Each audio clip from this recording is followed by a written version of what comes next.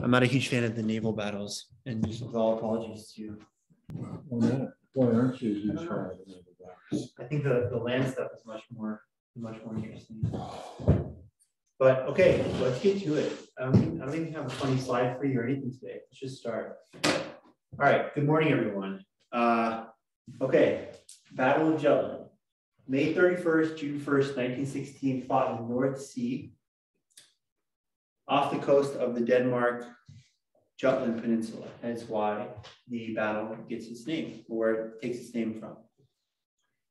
It's the largest naval battle of the World War.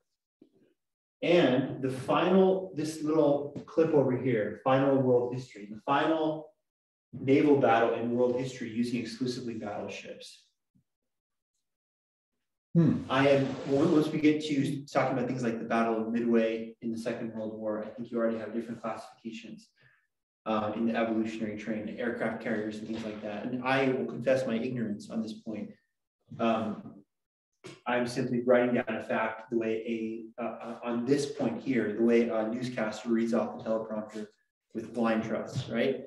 Whoever put it there, oh, in San Diego today it's going to be 321 degrees Fahrenheit. Well, it sounds wrong, but it's on there, so I'm going to read that. I don't know the deep details of that fact. I know that's a fact in the research that I did and the notes that I had. That is my assumption, is that once you start talking about the great sea battles, again, Midway is probably the most famous battle of the famous sea battle of the Second World War, I would say. Turning point in the Pacific theater, you're already talking about different classification of, like I said, aircraft carriers and cruisers and this kind of thing. But this against these old battleships. Nonetheless, it is the largest and most significant battle of the First World War, which is our prime and main focus, obviously, in this class. And it pits Germany against Great Britain, which is appropriate, right? Because point number two already, let's look at the origin of this battle. Let's look at some of the kind of background factors of this battle.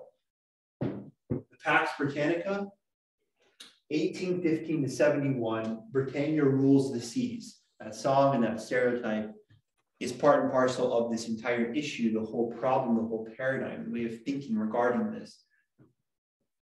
In that Britain and its empire, upon which the sun never sets, was the stereotype, the saying, right? And indeed, with the Commonwealth places down to Australia, New Zealand, different holdings in Africa, and of course, we ourselves, former colonies of the Crown.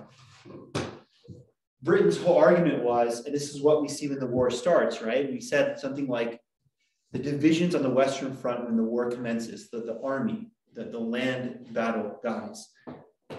The Germans and the French have scores of divisions, 60, 70 divisions. I think the BEF, when it starts, despite being very, very proficient, a band of elite sharpshooters is only 4 divisions. It's very, very small.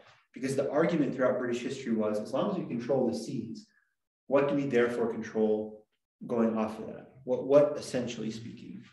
The supplies, i.e. the economy, our own economy, making ourselves living high on the hog, fattening our own wallets, but also preventing our rivals from doing the same. As long as we control the seas, in a military sense, this is very helpful.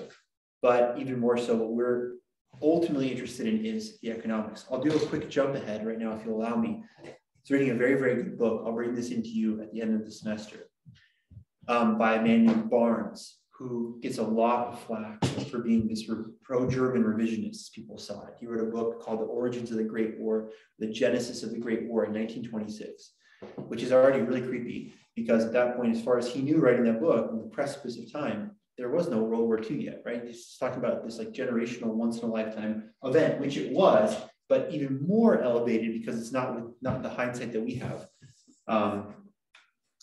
comparing to the Second World War. Barnes in that book at the end has a really funny point on the failure of the League of Nations, which we'll talk about, I think, one of our last lectures on the League of Nations, Woodrow Wilson's great dream, a war to end all war, arsenal of democracy, make the world safe for democracy. Read the Washington Post. Today, you have an article about defending democracy every single day, right? It's the big buzzword. And often people don't even, well, what are they even talking about? Just democracy, American democracy. Barnes in his book says the League of Nations, having the League of Nations entrusted with the idea of peace, and he's very pro-League. He's like, everyone should support the League. When we just went through the Great War, we don't want to see this again. We should want it to succeed. That would be like having a group of criminals, like a pickpocket, a burglar, an arsonist, form a group called the Great Society of the Prevention of Crime, and expect it's going to go good. And these guys are, you know, scumbag, hooligan type people. Just because they're claiming to prevent crime in the world, they are criminals themselves. And Barnes makes this point about the League of Nations that these are warring nations and are a lot of them warmongering nations. And just the fact that they have this good intention, and it is a good intention, doesn't mean automatically that, oh, it's going to work. Because if all of them have these deep-seated national interests, despite the larger international agreements, they might be tempted to violate them at the drop of a hat, as we see actually transpire. It's a very prescient kind of prediction. The whole point that I'm connecting that to here is, he says eventually Britain gets frustrated with France in the post-Versailles settlement.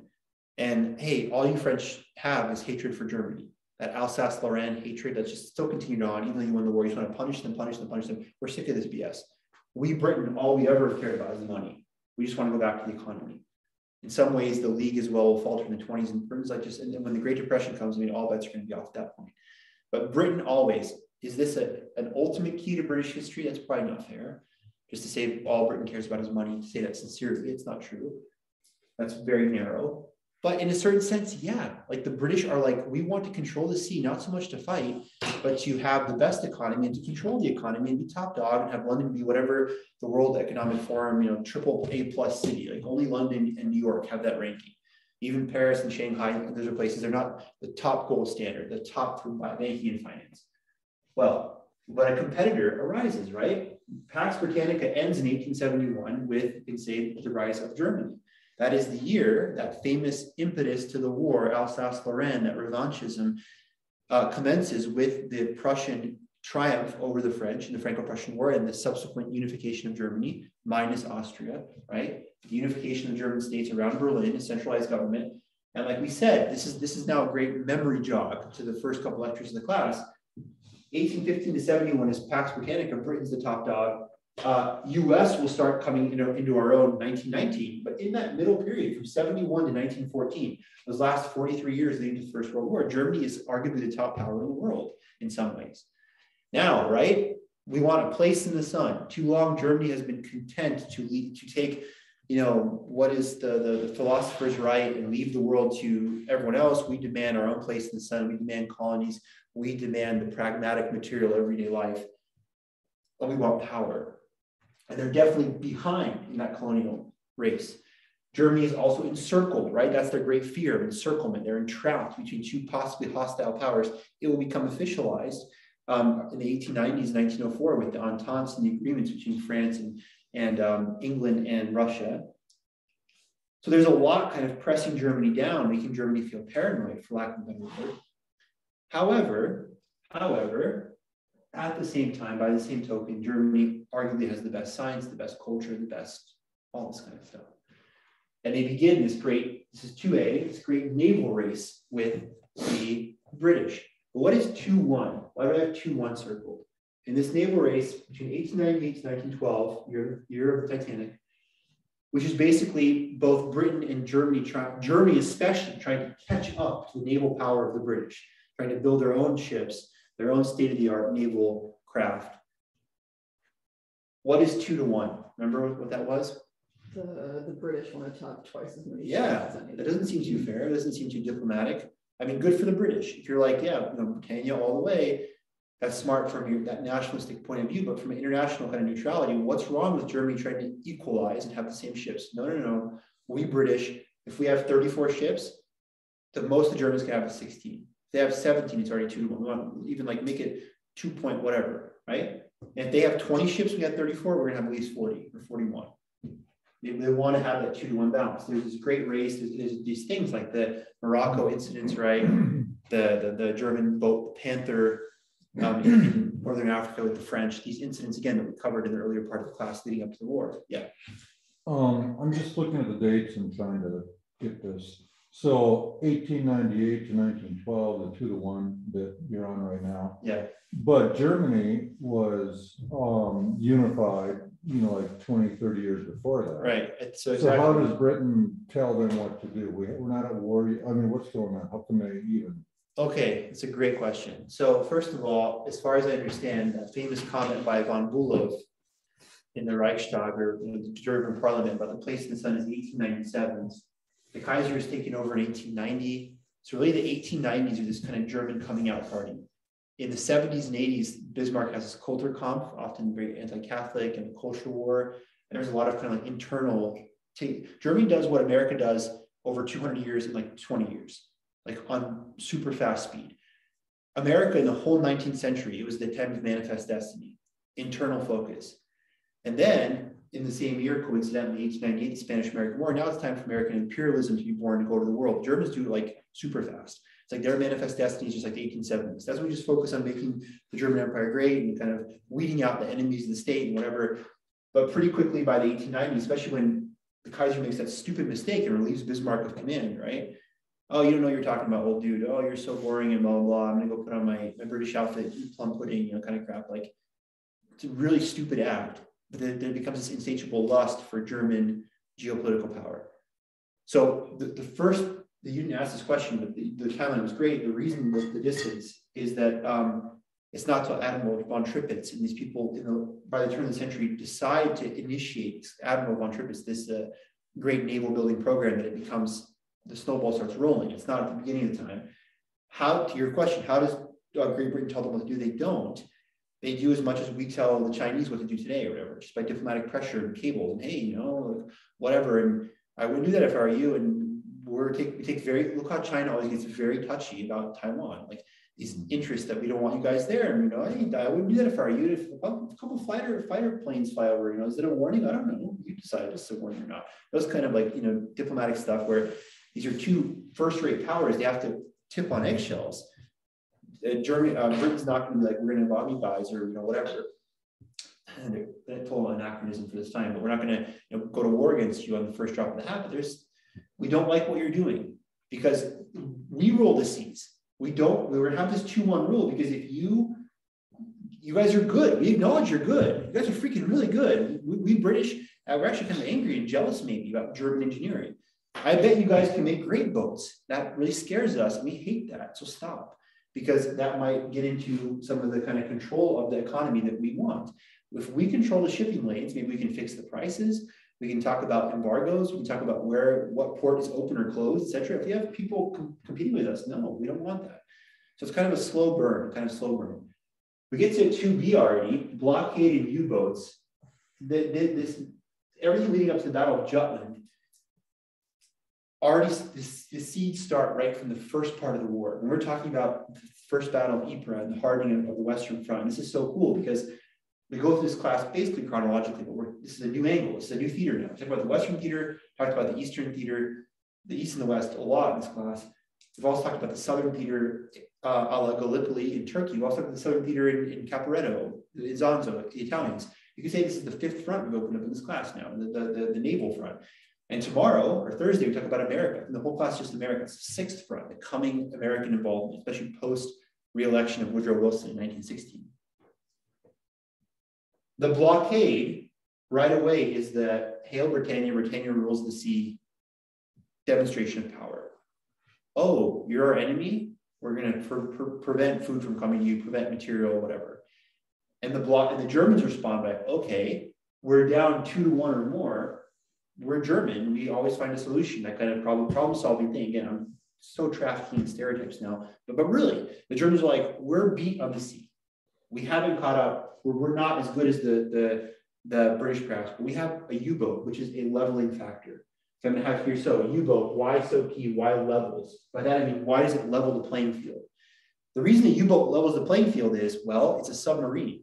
That's creepy as fill in your favorite expletive, right? I don't know where it is. If I'm the admiral of the Royal Navy, and I see an opposing boat come, crush that boat, fix the coordinates. If the U-boat's underwater somewhere, maybe it's built right beneath us, ready to fire a torpedo at any moment. And by the way, one torpedo can sink one of these massive ships if it's properly, aimed and all kind of stuff. So U-boats are horrifying. God rest all their souls in Lusitania, right? Just sunk by a U-boat. But it's a brilliant tactic. It's like, oh, you guys are going to blockade us. The U-boat who here likes chess? Anyone likes to play chess? I like chess. I love chess so much. I think you told me about the online chess you were doing, right, at one point? Yes. Yeah. I love chess. I've been teaching my eldest son to play. He's doing pretty good. It's nice. And the young one, he actually knows where all the pieces go, but that's it. So whatever. That's more than I am. I put the horse on top of the rook, you know, Yeah, so we can see the knight on top of the rook. Yeah. But seriously, like, if this is like, okay, the blockade is like Britain taking Germany's queen early in the game, like, well, that's a real decisive blow. This is Germany in a sneaky way, like stuck their bishop somewhere to take the British queen, and it kind of levels the playing field. It really does, because you can have 1,000,000 boats, but if I have a couple well-placed submarines, I can take your 1,000,000. And I'm being hyperbolic, but you get my point. I think enough of the different analogies. Just, yeah, no kidding, right? If a person can fire a literally below water torpedo and take down a whole ship, that in itself, the mental angst of that is going to really create a kind of different kind of approach from the British. All right, so number 3, goals. Now we've reached Jutland. That's your little background. What happens at Jutland? Again, Jutland is May 31st to June 1st. Ooh, all of you guys are so great now. You know the timeline. You could all tell me this. What's going on May 31st, June 1st, 1916? Well, on the Eastern Front, we're 3 days away from the opening of a month away. No, 3 days away. It's June, not July. June 4th. From the what? What's going to open on the Eastern Front in 3 days? We already talked about 1916. The Brusilov offensive. Remember, the most successful offensive around the whole line, the great push line, but one that coincidentally harms the casualties, the 500,000 to 1 million casualties the Russians endure, in some ways sets the stage for the Russian Revolution. What's already been going on for a couple months? Well, the Battle of Verdun. The Somme is a month away. What happened in Ireland 5-6 weeks earlier? The Easter Uprising. You see, it's cool, right? You see how all these things they're happening simultaneously, obviously. And this is a duh point, but of course, one part of the war doesn't stop and wait for another part to catch up. They're all happening at the same time. I love this class and the way it's structured is that we constantly retread chronological ground. We go back to 1916, we keep filling in the new pieces that you've already learned. This is when Verdun, the Somme, Brusilov offensive, Ireland, everything is happening kind of movements, right? The Germans, here's their goal. Lure the British out into the open waters, trap them, but one at a time, and then break out to sea. They want to break out to sea to break the blockade. That's obvious. But the British, just as simple perhaps, keep the Germans contained. We like how the blockade is working, and maintain two things. Maintain the blockade and maintain their supply unbothered, meaning our blockade is allowing our supply of material and stuff to continue flowing into France, and our allies keep that maintained while keeping the Germans bottled up. So it's very, very simple. In a certain sense, the Germans, like often, have to go and find a clear victory and go on the offensive, because they're right now, if things stay the status quo, they're being bottled up. They can't leave. They're being landlocked. They're really being encircled, all things they were worried about. The British, for number 4, their design is to go heavy. They have armor and guns, 200 millimeter. A lot of these ships have 200 millimeter guns that are awesome at distance, which again, level playing field, the submarines. Doesn't matter how far you can fire, how accurately your guns, your 280 millimeter guns, if they're below water, well, good luck. Maybe your shells will go hit them below water. I don't know. I don't know how far the submarines could go down. I don't know how effective a shell going through the water is. I really don't know. I'm serious. But I know why they were designed. They weren't designed to fire U-boats. They're designed to fire other big battle cruisers and just blow them out of the water. The Germans have more armor, perhaps, but they're actually lighter. They're all about speed and maneuvering because they have less guns than the British and less livable space. The Germans are like, we're just going to use our boats to go out and fight, and then people are going to come back and dock and sleep in the barracks on land. Where the British have a lot of like, this is purposely stupid. Don't take this seriously, but like a cruise ship has cabins and stuff. There's more space for their seamen to live on the ship. And so that causes it to be more heavy and more bogged down. So think about the Germans have less ships and they're encircled, they're defensive, maybe lighter, better tactics, where the British have absolutely like howitzer ships, atomic bomb level thing, which again, the U-boat might mitigate. So Germans, they are outnumbered in this Battle of Jutland 16 to 28. So it's not quite, Sophia, thank you for earlier your comment on the, you answered the question you remember, which is awesome. You really had to go back in your notes, I guess. It's not quite 2 to 1. 2 to 1 would be 16 to 32, 33, but it's almost double. It's almost everything we talked about with this here in reality. We see this on the field of play, you can say, on the water. So the Germans need speed plus divide and conquer. If the Germans are going to win, if they're going to make their goals happen here, they're going to have to be really fast. They're going to have to outmaneuver the British. They're going to have to divide them, because you can't fight 16 to 28 straight up. That's really stupid, right? How many guys are on a football field from one team? 11, right? Let's have one team get 15 guys, and we'll just play with 4 and just see what happens, right? They probably won't have 10 guys just smother the guys, but other 5 dance into the end zone, right? Every single play. Like you can't fight. This doesn't work mathematically. The Germans have to try to fight the numbers. Yeah. Those numbers of 16, 20, these are all the surface boats, if you will. As far as I understand, absolutely. Okay. Yes, because this is a straight up battle. This is not a U-boat battle. Are some U-boats present in this area? Yeah, I think that's a whole, they are. But right, like this goes back to the earlier point here. This is a classic kind of battleship sea battle. The most famous battle of Trafalgar is very famous. You have battle in 1588 with the British defeating the Spanish Armada. These are famous. These are different times, but think that way. Think of an old school sea battle. Think of like Lepanto. Think of big fleets fighting each other in open water. Yeah, this is the classic. Again, we started the class and I said, sorry, no offense to the sea. I love the land battles. I think they're so interesting. The sea battles are like, nah, okay. That's why they're October 12th. That's why I've spent like, the 2 months, and we have to cover it. It's super important, but it's whatever, right? So for me, it's like, I don't get as excited about this like I said about like Ypres and kind of stuff, but this is very exciting in terms of like, it is the classic and ultimate sea battle. What you'd imagine if even kids like had a little kiddie pool and made Lego boats and fought. This is a classic sea battle. You'll see when that plays out. And no planes in these either. Well, Zeppelin reconnaissance. We actually skip ahead to 7, the 4th point, the previous. So we can add it here. I'll start with 6 because I'll add it there, but kind of, maybe a little bit. The Germans have 3 points of strategy, you can say, in conjunction with everything I talked about. The grand German strategy is strafe the coasts, try to just like, bomb Britain when we can, make them uncomfortable, right? However we get them comfortable and disrupt their everything, their economy, their trade, their shipping lanes, that's good. Lay mines and U-boat. Now, why level? We'll talk about that later, but this is like Gallipoli. Why like Gallipoli sink? In Gallipoli, the British fail massively because they take forever to sweep the mines out of the water. And they delay and they delay and they delay. And the Turkish commander, who's actually German commander, Sanders, says like, I would have taken a 5-day delay. And they gave me 8 weeks to plan. It's a similar thing here, that the Germans think that if we can strafe the coast, make them uncomfortable, but especially lay mines and use the U-boat. Mines and U-boat, kind of like two sides of the same coin, underwater explosives, that will disrupt and harass and bother Britain. And who knows, maybe, and you can always connect it to like the land battles talked about, maybe we'll have a moment of like a gas attack that breaks the wire and have a way to go through.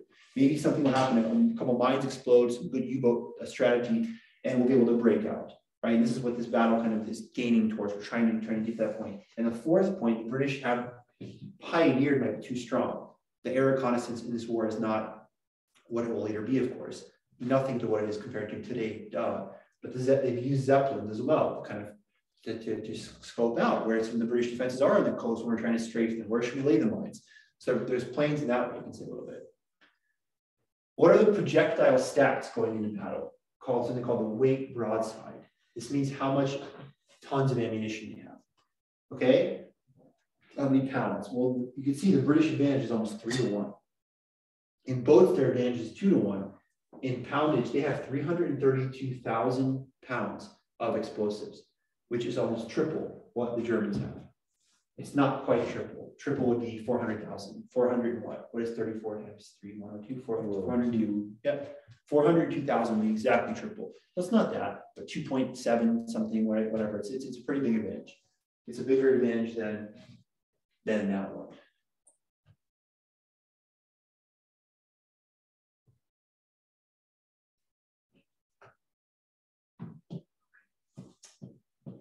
So let's see, what else do we have here? Okay. Any questions on this going into the battle itself? We've kind of set the battle. I said we set the battle kind of in a double sense today, in that set the long-standing lead up, which was 1 through 2B, kind of the long-standing thing. And then from 3 to 8, you have the immediate kind of setup. Now, last point, number 9. So how does the battle play out? How does the battle play out? And dang, I'm thinking it's 9:03. We're going to be done super early today, which is great, which is fine. Efficiency is nice. I should have made a long film number 5. I had a really stupid one kind of planned in my mind, and then I decided, oh, maybe I'll bring it in the next class. But I should have done this class. So we have a copy of the Battleship game if you wanted to like set that up. Want to go like super nerd to the max. Well, yeah. Just saying.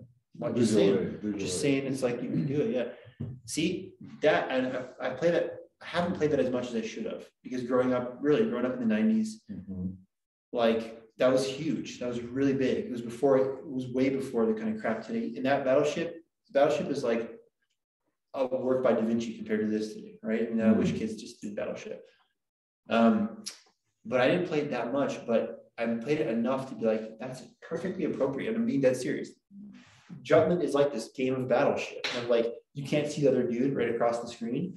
You have to kind of listen to the sounds and whatever. Like, there is this kind of weird, I don't know what they're trying to do. We don't understand even. In fact, that's the first point. It's a perfect segue, thanks to you.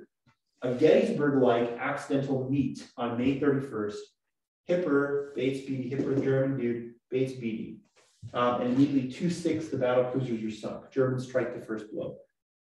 Forget the second part first. What do I mean by Gettysburg-like accidental meet? Well, again, as a promotion for my next semester, my ultimate focus is historian. If I was a physician, this would be like my brain surgery. Like I'm a neurologist or a cardiologist. So next class is the heart only. Like the next semester, for how much I love World War I, we're gonna do a class on the American Civil War. That is the thing that I know more about than anything in the world academically. So I can't wait. I'm just so excited. It's nice that this is like the 6th class at offered at Augustine's now. It's amazing how fast time flies. It's the first time actually really to the specialty. We'll talk about Gettysburg in my class next spring. Everyone's probably heard of Gettysburg.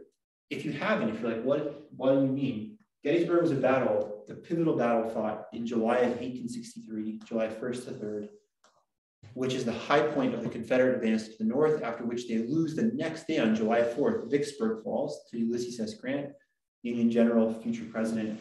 It's called a double blow. It's like kind of the writings on the wall for the Confederacy, even though the war will drag on for 2 more years. At Gettysburg, this monumental battle, this battle's like the battle of battles, the most important battle of the Civil War. The army, the Union and the Confederacy just kind of run into each other by accident. And okay, they start shooting whatever. It's like, what the heck? Okay, I guess we're fighting, right? It's weird to think that such a monumental battle, it's so minutely planned and whatever, is kind of accidentally, by lack of reconnaissance, accidentally fallen into. Same thing happens here. And these are hundreds and hundreds of thousands on each side. Yeah, right. Exactly. Divisions upon divisions. Just, okay, guess we're going to skirmish first. There's a reason why the most famous part of Gettysburg, Pickett's Charge, is not a skirmish. It's July 3rd. It's very planned out. We'll talk a lot about that again in the spring. But this, you think, in the same way, haven't these respective admiralties been like freaking planning for this for bonkers years, right? Like a long time. That's the official term too, bonkers years, bonkers hyphen years. It's kind of connected collocated word. So what the heck, man? And like we have Zeppelins or not, or what's going on? Well, immediately though, guys, Germans go Germans. Can tell you something new, right? Because the Germans haven't been winning on the Western Eastern Front. Oh wait, right? Same old story. Germans again win. Germans seem to win every battle in the First World War, it seems like, so far. Last class is the first reprieve for the Allies. When both were done at the end, go to the Allies, and the Somme is a clear Allied victory at the end. But right away, they meet accidentally on May 31st, and the British lose 2 of 6 battle cruisers. That's not good. But as Beatty goes in retreat, okay, as the British go into retreat, now the Germans are drawn out into the open. And there's an X here. And what's the X on? Divide and conquer. Bad mistake by the Germans to kind of pursue and follow. They struck a first blow. Maybe now it's time to kind of recoil and replan. That was great. That went awesome. What do we do next? But they come all out and they lose their advantage now. Once they're out in the open, what's X is divide and conquer. Now it's going to be 16 versus 28, 16 versus 26, whatever. But, that's not going to be good. And the tonnage almost a third, that's kind of be bad. Between 6:30 and 8:30 of that night, as it's freaking dark, it wasn't hard enough in the sea at that time, the lack of radar and all this kind of stuff. Now let's fight this at nighttime, right? As the sun is setting, this epic British versus German battle, which maybe answers your question, it's a 250 ship encounter. 16 plus 28 is not 250. Everyone understands that, right? It's 44 or what? 40, yeah, 44. This is where you maybe have the U-boats, the small scooter boats, just every possible thing comes out. Imagine kind of like you knocked over the log and the whole ants start pouring out, right? Oh, they were there too, right? This was the initial kind of encounter, the main thing, the main tonnage. Now it's like anyone who's in the Jutland area, if we can come out of the woodwork, let's do this. And where's a baseball fan? Someone give me the baseball analogy I'm looking at. If you get this, you're just like brilliant beyond my wildest dreams. I'm so impressed. What am I looking at for analogy when everyone comes out of the woodwork? Oh, fight. Exactly. Yeah. The pitcher beams the batter charges the mound, they start fighting. Of course, the guys in the field, the shortstop, third baseman, genius. Shortstop and third baseman are going to come protect the pitcher and the catcher. But all of a sudden, those are the guys on the field. They're fighting. They're the big battleships. Now the dugouts come out. I think it's really funny when the guys from the bullpen come out. Guys who are pitchers waiting for like later, the whole team comes out like an ant farm. That's kind of what happens here. Like this is the main game. Someone got pegged, and now the whole team is fighting on the field. Everyone is fighting. It's massive encounter. Well, so what are the numbers? CS. That's my abbreviation I've had all semester for casualties, right? What are the kind of ship casualties, first of all? Well, the Germans sink 14 British ships. The British only sink 11. Advantage Germans. The British sink 113,000 tons of material. British only 62. 2-0 Germans. And the Germans sink 6 battle cruisers, Germans only 2, 7 to 5 destroyers. The Battle of Jutland is obviously a massive German victory, right? Wrong. I'll tell you why in a second. The combined casualties, God rest their souls, most important, 10,000 men. It's like 9,800 combined, both. But how like land in that, yes, Germany seemed to win, yet same, be full, win, break, containment equals not enough. What do I mean? What both sides claim victory in the Battle of Jutland. And obviously the Germans won on every mathematical principle. They sunk more boats, more material. The Germans definitely won. Why did they not win? And how is it like the German problem on land? And this might be the most important point I've made all semester. And it's an amazing key to the whole First World War. What do the Germans have to do that the Allies don't have to do? Was it like how the Allies just had to like hold their ground? But you are brilliant and amazing, and just thank you. Like I love to that's exactly it. For the Allies to win the war, what they have to do is just not lose. Yeah. They have to just not lose. No matter how much they get beat up, they just have to not lose. The Germans have to win a clear victory. So here, this is a victory for the Germans. But why do the British claim? How can the British claim victory in this? Stupid, right? Because they say our number one goal is this, right? Keep the blockade, keep them contained. That happens. The Germans don't break out; they're still contained. So I'm not being facetious. That is a British victory. Yeah. Throughout the whole battle, because Britain controls the seas, the Germans don't have to do a victory like this. They have to do a massive victory. Because the Germans are contained between Russia and France, they don't have to just kick butt the whole time like they do in the battle frontiers or like in Russia. They have to completely go to Paris and burn down Moscow. The Germans are by far, point-wise, the victors of the First World War. If it's a football game, the Germans probably win the whole First World War, Americans included, 70-30. And before the Americans show up, it was 70-10. Right? But the point is, all along, the Allies, as Sophia perfectly said, and right to the point, they just have to hold on, not lose, and time's on their side. The Germans don't have time on their side. They're encircled, they don't have the supplies, and they have to clearly win. So Jutland is a great microcosm of what's happening on land. The Germans won Jutland, duh. Yeah, the Germans, they struck the first blow, they struck every blow. They just won, period. Forgive me, I don't know the exact casualties of men. It's 10,000 combined. I don't know how that works, but every other factor, all these 4 factors, ships, big ships, certain ships, tons, the Germans are completely, the whole time, have won, but they lost, and they really did lose, just like at Verdun, because they don't achieve their victory. Just as like Verdun, they don't smash through Verdun and go to Paris, here they don't smash through and get out of the blockade. And so the long-term effects, we'll talk about later in class, we're gonna have to start really ramping up U-boat stuff, Zimmerman telegram, all that. And my friends, that is how you do a freaking succinct, efficient lecture. And like, that was like 30 minutes. That is freaking tight. That is a tight lecture. See if I get the stupid TV to work. God bless you, Tricia. And again, I wonder if I can tell someone bless you like 13 times. If someone sneezes, like my mother and myself both sneeze a lot. I'll sneeze and like sneeze 7 times in a row. Like, thank you for saying God bless you the first time. You don't have to say it every single time, right? Bless you, bless you, bless you. Like, you're going like point for point. It's like, come on, man. I feel like you can say it twice, and then like after that, you just kind of let him After see that, the you piece. gotta just let him see it. You gotta let him SIP. Yeah, exactly. It Wow. seems like another factor. This is cool. This is good. Press this button. This doesn't work. Oh, Plugged in. is it plugged in? Maybe not. Do you know Yeah, how probably that? not. Looks like it's not plugged in. That could be a problem. It's not plugged in. Yeah, it's not. It seems with another factor comes to mind, and you verify. So if it's like 16 to 28, that ratio we had up there, let's just use those as actual numbers. If Germany loses 10 ships, they've only got 6 left. If Britain loses 10, they've still got 18. You know, so as far as the tonnage in your figures there, even though it looks like Germany did well.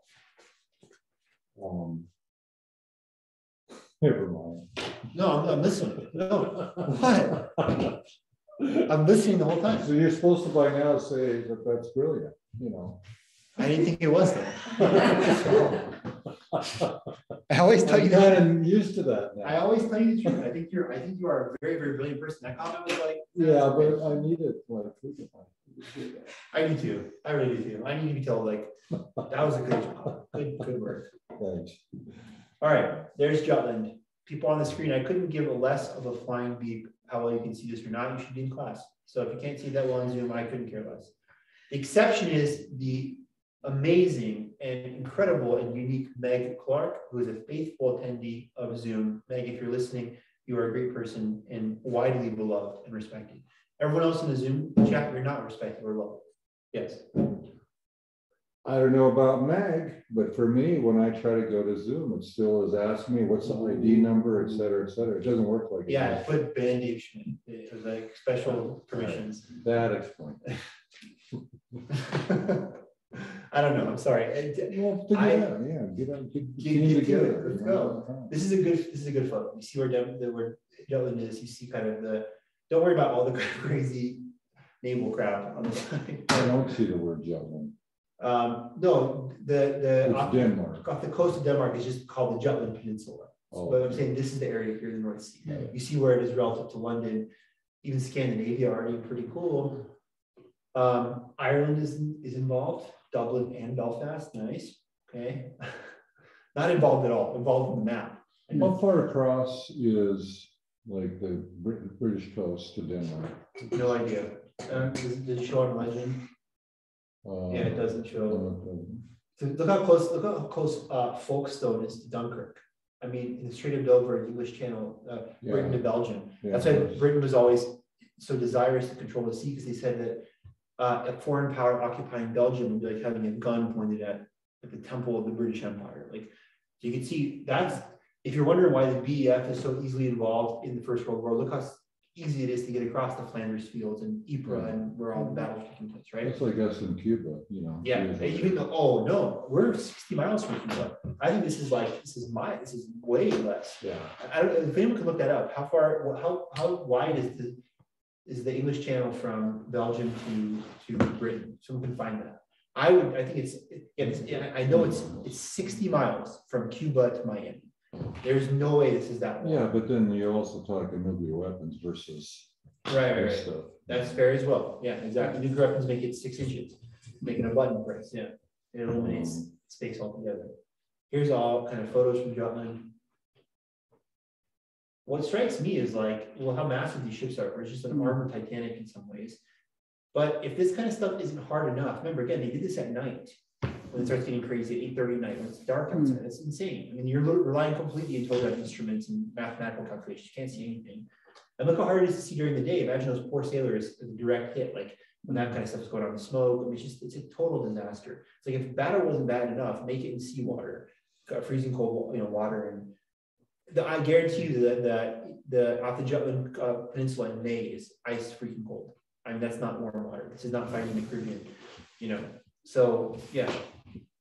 Imagine all of this, but again, with the added terror of this happening, this is a good portrayal, picture, obviously, painting, I believe. It's a painting. That's a really good painting, I think.